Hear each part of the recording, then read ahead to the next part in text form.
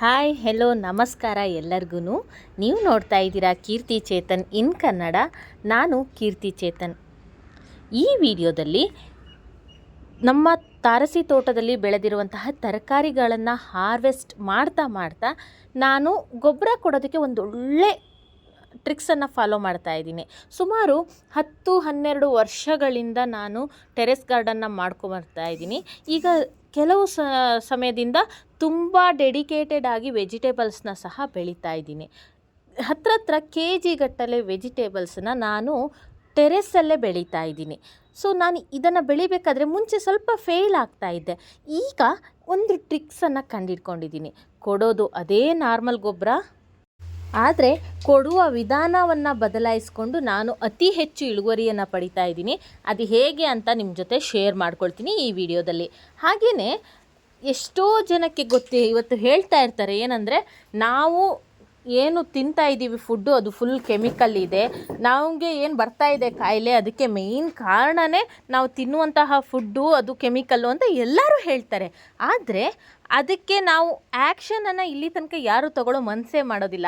ಏನಂದರೆ ನಾವು ತರಕಾರಿಗಳನ್ನು ಸಾಧ್ಯವಾದಷ್ಟು ನಾವು ಮನೇಲಿ ಬೆಳೆಯೋಣ, ಆ ರೀತಿ ಯಾರೂ ಟ್ರೈ ಮಾಡೋದೇ ಇಲ್ಲ.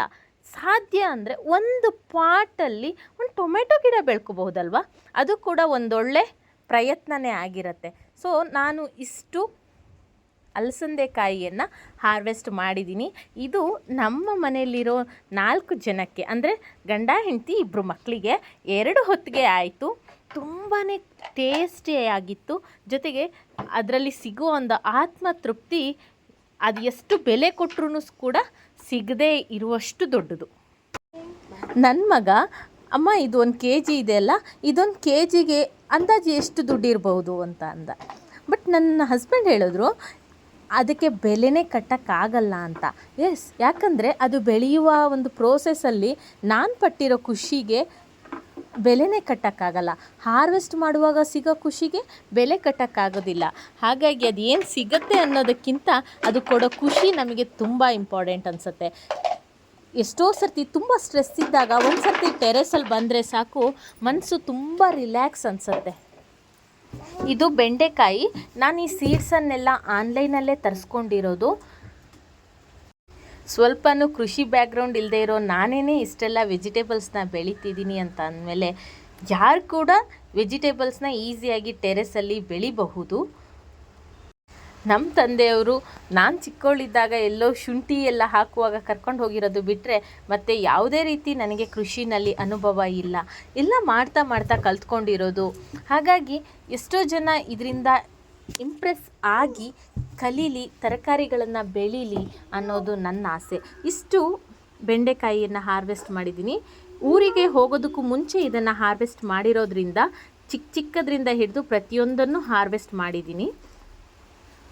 ಆ್ಯಂಡ್ ಇದು ಚಪ್ರದವರೆಕಾಯಿ ಅಂತ ಕರೀತಾರಲ್ಲ, ಅದು. ಇದಕ್ಕೆ ಪೆಸ್ಟ್ ಅಟ್ಯಾಕ್ ಆಗೋದು ತುಂಬ ಜಾಸ್ತಿ. ನಾನು ಇದುವರೆಗೂ ಯಾವುದೇ ರೀತಿ ಪೆಸ್ಟಿಸೈಡ್ ಏನು ಸ್ಪ್ರೇ ಮಾಡಿಲ್ಲ. ಆ್ಯಂಡ್ ನಿಮಗೆ ಗೊತ್ತಿರೋ ಹಾಗೆ ನಾನು ಸ್ಪ್ರೇ ಮಾಡೋದಿಲ್ಲ ಆರ್ಗ್ಯಾನಿಕ್ ಪೆಸ್ಟಿಸೈಡೇ. ನಾರ್ಮಲಿ ಗೋಮೂತ್ರವನ್ನು ಸ್ಪ್ರೇ ಮಾಡ್ತೀನಿ ನಾನು. ಇದೀಗ ಫಸ್ಟ್ ಟೈಮ್ ಇದು ಕಾಯಿ ಬಿಡ್ತಾ ಇರೋದು, ಹಾಗಾಗಿ ಇದಕ್ಕಿನ್ನೂ ಏನು ಪೆಸ್ಟ್ ಅಟ್ಯಾಕ್ ಆಗಿಲ್ಲ. ನಾನು ಊರಿಗೆ ಹೋದಾಗ 1 ವೀಕ್ ಏನೂ ಕೇರ್ ಮಾಡಿಲ್ಲ ಅಂತ ಅಂದರೆ ಮೋಸ್ಟ್ಲಿ ಪೆಸ್ಟ್ ಅಟ್ಯಾಕ್ ಆದರೆ ಕಷ್ಟ ಆಗುತ್ತೆ. ಅದಕ್ಕೋಸ್ಕರ ಇದೆಲ್ಲವನ್ನು ಹಾರ್ವೆಸ್ಟ್ ಮಾಡ್ತಾ ಇದ್ದೀನಿ ಇವಾಗ. ಫ್ರೆಂಡ್ಸ್, ನಾವೀಗ ಮುಖ್ಯವಾದ ವಿಷಯಕ್ಕೆ ಬರೋಣ, ಗೊಬ್ಬರದ ವಿಷಯ. ಎಸ್, ನಾನು ಟೆರೆಸ್ ಗಾರ್ಡನಲ್ಲಿ ಮಾಡುವಾಗ ಕೆಲವೊಂದಿಷ್ಟು ವಿಷಯಗಳನ್ನು ತುಂಬ ಫಾಲೋ ಮಾಡ್ತೀನಿ. ನನಗೆ ಇದನ್ನು ಫಾಲೋ ಮಾಡೋಕ್ಕೆ ಸ್ಟಾರ್ಟ್ ಮಾಡಿದ್ಮೇಲೆ ಏನು ತರಕಾರಿಗಳಾಗಲಿ ಅಥವಾ ಹೂಗಳಾಗಲಿ ಹೆಚ್ಚು ಪ್ರಮಾಣದಲ್ಲಿ ಸಿಗೋದಕ್ಕೆ ಪ್ರಾರಂಭ ಆಯಿತು. ಏನು ಅಂತ ಹೇಳಿ ತಿಳಿಸ್ಕೊಡ್ತೀನಿ. ಸಾಮಾನ್ಯವಾಗಿ ನಾವು ಗೊಬ್ಬರವನ್ನು 15 ಡೇಸ್ ಒನ್ಸು ಅಥವಾ 1 ಮಂತ್ ಒನ್ಸು ಒಂದು ಮುಷ್ಟಿಯಷ್ಟು ಕೊಡ್ತೀವಿ. ಅದು ನನಗೆ ಕೆಮಿಕಲ್ ಫರ್ಟಿಲೈಸರ್ ಬಗ್ಗೆ ಅಂತೂ ಗೊತ್ತೇ ಇಲ್ಲ ಬಿಡಿ. ನಾನು ಬಳಸೋದು ವರ್ಮಿ ಕಂಪೋಸ್ಟು ಅಥವಾ ಕುರಿ ಗೊಬ್ಬರ, ಹಟ್ಟಿ ಗೊಬ್ಬರ, ಅದಿಲ್ಲ ಅಂತಂದರೆ ಕಿಚನ್ ಕಾಂಪೋಸ್ಟು. ಯಾವುದಾದ್ರೂ ನಾನು ನಾರ್ಮಲಾಗಿ ಬಳಸೋದು ಎರೆಹುಳು ಗೊಬ್ಬರ ಬಿಟ್ಟರೆ ಕಿಚನ್ ಕಾಂಪೋಸ್ಟು. ಸೊ ನೀವು ಯಾವ ಸಾವಯವ ಗೊಬ್ಬರ ಇದೆ ಅದನ್ನು ನಾರ್ಮಲಾಗಿ ಏನು ಮಾಡ್ತಾರೆ ಎಲ್ಲರೂ ಅಂತಂದರೆ 1 ತಿಂಗಳಿಗೆ 1 ಮುಷ್ಟಿಯಷ್ಟು ಒಂದೊಂದು ಗಿಡಕ್ಕೆ ಗೊಬ್ಬರವನ್ನು ಕೊಡ್ತಾರೆ. ಈಗ ಏನು ಮಾಡಿ, ಆ ಸಾವಯವ ಗೊಬ್ಬರ ಅಂದರೆ ನಾರ್ಮಲ್ಲಾಗಿ ಏನಾಗುತ್ತೆ, ಸ್ವಲ್ಪ ಸ್ಲೋ ಆಗಿ ಗೊಬ್ಬರವನ್ನು ರಿಲೀಸ್ ಮಾಡ್ತಾ ಇರತ್ತೆ.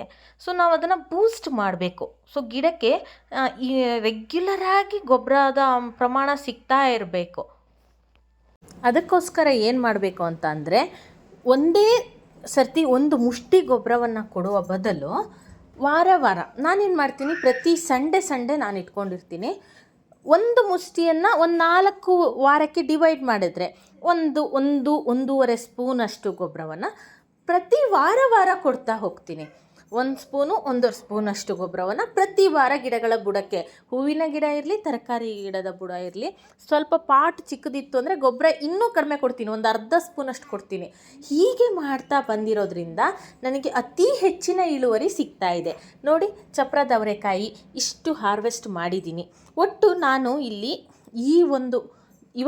ಒಂದೇ ದಿನದಲ್ಲಿ ಸುಮಾರು 1 kgಯಷ್ಟು ಇಷ್ಟು ಅಲಸಂದೆಕಾಯಿ, ಇದನ್ನು ನಾನು ಕಿಚನಲ್ಲಿ ಇರುವಂತಹ ಅಲಸಂದೆ ಕಾಳನ್ನು ಹಾಕಿಯೇ ಬೆಳೆಸಿರೋದು.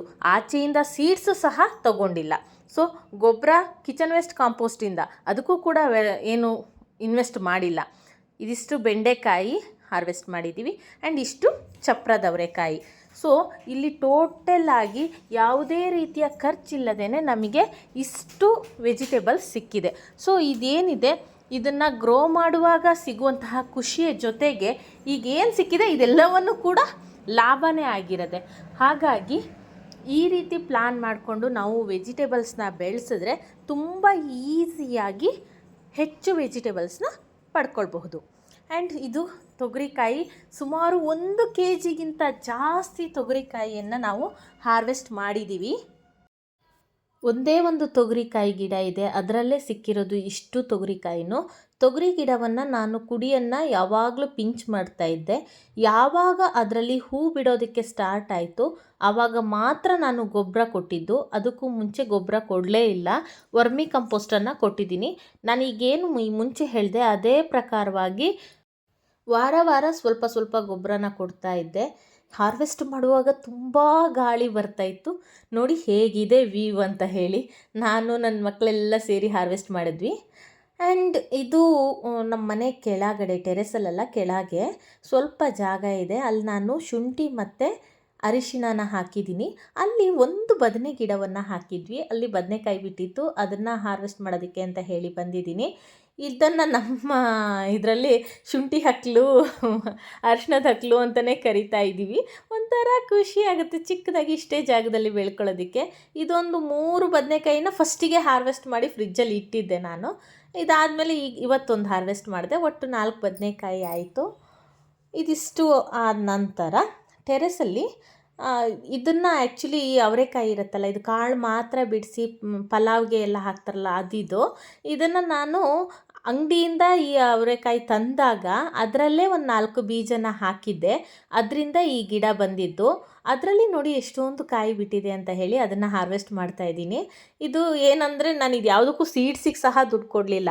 ಏನು ಅಂಗಡಿಯಿಂದ ನಾವು ಮನೆಗೆ ಬಳಸೋದಕ್ಕೆ ಅಂತ ತಂದಿದ್ವಲ್ಲ, ಅದರಲ್ಲೇ ಒಂದು 4 ಕಾಯಿನ ನಾನು ಈ ರೀತಿ ತೊಟ್ಟಿನಲ್ಲಿ ಹಾಕಿದ್ದೆ, ಅದರಲ್ಲಿ ಬಿಟ್ಟಿರೋದು ಅದಿಷ್ಟು ಕಾಯಿನೂ.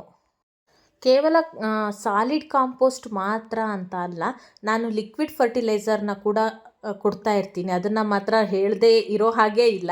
ಯಾಕಂದರೆ ಎಷ್ಟು ನಾವು ಸಾಲಿಡ್ ಕಾಂಪೋಸ್ಟ್ ವರ್ಕ್ ಆಗುತ್ತೋ ಅಷ್ಟೇ ಪ್ರಮಾಣದಲ್ಲಿ ಲಿಕ್ವಿಡ್ ಕಾಂಪೋಸ್ಟ್ ಕೂಡ ವರ್ಕ್ ಆಗುತ್ತೆ, ಅಂದರೆ ಲಿಕ್ವಿಡ್ ಫರ್ಟಿಲೈಸರ್ ಕೂಡ ವರ್ಕ್ ಆಗುತ್ತೆ. ನನ್ನ ಲಿಕ್ವಿಡ್ ಫರ್ಟಿಲೈಸರ್ ಅಂತ ಹೇಳಿ ಈ ಚಾನಲಲ್ಲಿ ಲಿಕ್ವಿಡ್ ಫರ್ಟಿಲೈಸರ್ ಅಂತ ಹೇಳಿನೇ ಒಂದು ಇದಿದೆ, ಏನದು ಪ್ಲೇಲಿಸ್ಟ್ ಇದೆ, ಅದನ್ನು ಚೆಕ್ ಮಾಡಿ. ಅದರಲ್ಲಿ ತುಂಬ ಲಿಕ್ವಿಡ್ ಫರ್ಟಿಲೈಸರ್ಗಳಿದೆ. ಅವೆಲ್ಲ ಏನೇನು ಇದೆ ಅದು ಎಲ್ಲವನ್ನು ಕೂಡ ನಾನು ನನ್ನ ಹೂವಿನ ಗಿಡ, ತರಕಾರಿ ಗಿಡ ಎಲ್ಲದಕ್ಕೂ ಕೊಡ್ತಾ ಇರ್ತೀನಿ. ಏನು ರೆಡಿ ಮಾಡಿದ್ರೂ ಎಲ್ಲ ಗಿಡಗಳಿಗೂ ಆ ಲಿಕ್ವಿಡ್ ಫರ್ಟಿಲೈಸರ್ಗಳನ್ನು ಕೊಡ್ತಾ ಇರ್ತೀನಿ. ಸೊ ನೋಡಿ ನಿಮಗೆ ಯಾವುದು ಈಸಿ ಅನಿಸುತ್ತೆ ಆ ಲಿಕ್ವಿಡ್ ಫರ್ಟಿಲೈಸರ್ನ ನೀವು ಕೂಡ ತಯಾರು ಮಾಡಬಹುದು. ಆ್ಯಂಡ್ ಈ ನೆಕ್ಸ್ಟು ನನ್ನ ಮಗಳು ಹಾರ್ವೆಸ್ಟ್ ಮಾಡಿದ್ದು, ಅದು ಕ್ಲಿಪ್ಪಿಂಗ್ ಮಿಸ್ ಆಗಿ ಹೋಗ್ಬಿಡ್ತು, ಎಲ್ಲಿ ಹೋಯ್ತು ಅಂತಲೇ ಗೊತ್ತಾಗಲಿಲ್ಲ. ಸೊ ಮೂಲಂಗಿ ಹಾರ್ವೆಸ್ಟ್ ಮಾಡಿದ್ದಾಳೆ. ನಾನು ವಿಡಿಯೋ ಶೂಟ್ ಮಾಡ್ತಾ ಇದ್ದೆ, ಮಾಡಿ ಮುಂದೋಗಿದ ತಕ್ಷಣ ಚೆನ್ನಾಗಿ ಕಾಣಿಸ್ತು ಅಮ್ಮ, ಅದಕ್ಕೆ ಹಾರ್ವೆಸ್ಟ್ ಮಾಡಿಬಿಟ್ಟೆ ಅಂತ ಹೇಳಿ ಹಾರ್ವೆಸ್ಟ್ ಮಾಡಿದ್ಲು. ಬೇಜಾರಾಯಿತು, ಅದು ಇನ್ನೂ ದೊಡ್ಡದಾಗ್ತಾ ಇತ್ತು, ಬಟ್ ಅವಳು ಹಾರ್ವೆಸ್ಟ್ ಮಾಡಿಬಿಟ್ಲು. ಅದನ್ನು ಕೂಡ ಇಲ್ಲಿ ಮುಂದೆ ಆ್ಯಡ್ ಮಾಡ್ತೀನಿ.